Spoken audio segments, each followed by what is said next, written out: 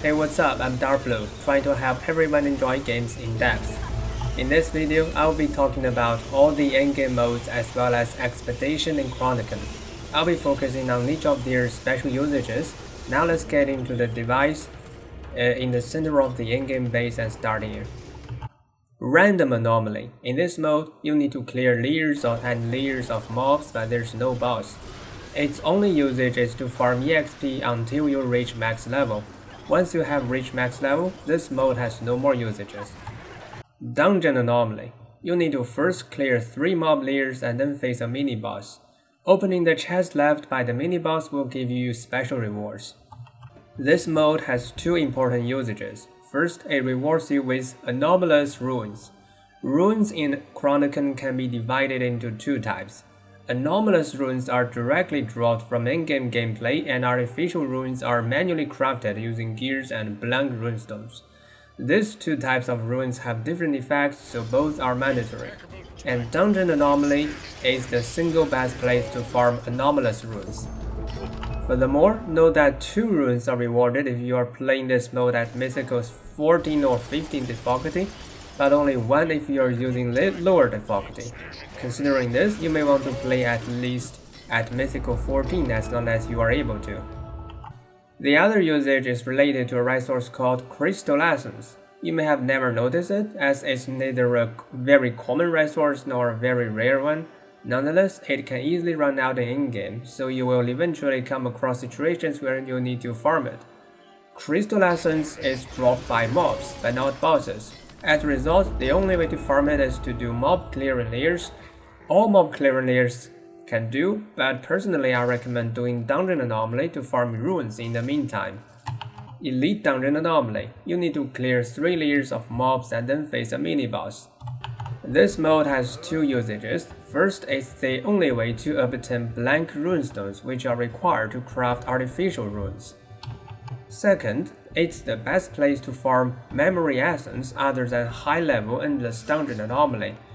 Since memory essence will be consumed a lot in ancient augmentation, you will need to do this mode a lot. Now we've arrived at endless dungeon anomaly, where you need to clear 3 layers of mobs and then face a mini-boss.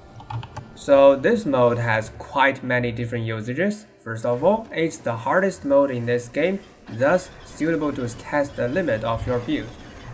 Then, once you reach high level in this mode, you can farm memory essence more efficiently than doing Elite Dungeon Anomaly. But you need to know that low level endless mode is in fact less efficient than Elite Dungeon Anomaly.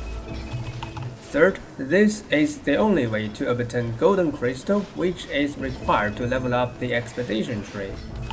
Lastly, in high-level endless modes, the EXP and Crystal multiplier will be super high, making it the single best place to farm EXP and Crystals. In fact, as leveling up the Expedition tree consumes a huge amount of Crystals, it's mandatory to farm Crystals here. As for exactly how to farm Crystals, I'll introduce it to you in future videos. There's also an endless random anomaly. Basically, it's the endless version of random anomaly, and it's almost, if not entirely, useless. Next, lesser boss anomaly. It's basically a boss rush mode where you fight the lesser bosses during campaign. It has 3 usages. First, it drops prismatic material, which is used to add extra gem slots to gears. They can also be used to remove the extra slots and remove runes from gears. Prismatic material can also be dropped in other modes, but this can be very rare, so lesser boss anomaly is the only recommended way to farm it. Second, as you don't need to clear the mobs, this mode is highly efficient for gear grinding, but it's actually a bit worse than greater boss anomaly. Finally, this mode can provide lots of resources other than memory essence, such as crystals, crowns, and other essences. Nevertheless, it's still a bit worse than the greater boss anomaly, and its crystal outcome is significantly worse than high-level endless mode. so it's mainly a substitution when you cannot do the other battle modes. Finally, we have Greater Boss Anomaly, where you fight the chapter bosses during campaign. It has 3 major usages. First, in this mode, you can obtain the necessary material for crafting mythical weapons. There are 5 chapter bosses, each of which drops its unique material. Plus, they all have a small chance to drop one of the 2 weapon parts. To craft a mythical weapon, you need 10 of each boss material, 1 of each weapon part, and a set weapon. Then go to the Infernal Forge to do the crafting. Mythical weapons can be injected with 2 instead of 1 rune, which is a huge advantage. Second, Greater Boss Anomaly is the single best way to grind for gears. Even high-level Endless Anomaly is worse than it, as Magic Fight doesn't scale in Endless modes. Lastly, it's a good place to farm many resources. However, for Crystal and EXP farm, high-level Endless modes are better. And for Crystal lessons, you have to farm mobs. After the introduction to all Anomaly modes, now let's talk about Expedition. This content can be divided into 4 sections: Expedition levels, Expedition tree, Beast cultivation, and Rally crafting. First, talk to the male NPC to open up the Expedition level menu, where you just need to go and finish all the levels. Then, this level menu is also a skill tree. You need to first accomplish the prerequisite levels to unlock the skill nodes, and then level up the nodes using crystals and golden crystals. It's rather simple and really consumes a lot of resources to fully level up. The third section is Beast cultivation. You need to first finish certain expedition levels to unlock Beast or its higher rank versions. Afterward, you also need to gather enough food to actually raise the Beast to higher ranks. 3 different foods are needed, 2 of them dropping from enemies and 1 of them dropping from breakables.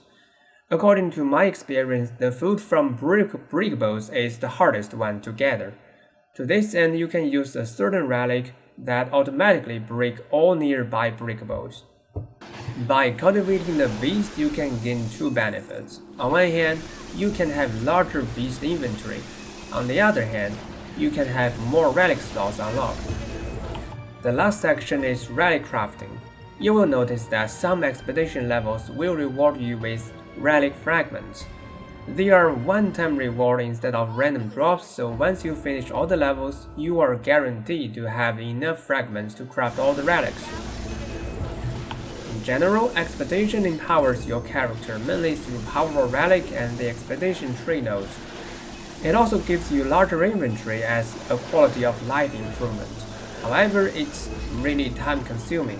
The good news is that when you start a new character, beast cultivation and relic crafting don't need to be done again. So that's all the endgame content in Chronicon explained. Hope it can be helpful. If you want to play games into depth together with me, don't forget to like and subscribe. Thanks for watching, see you around.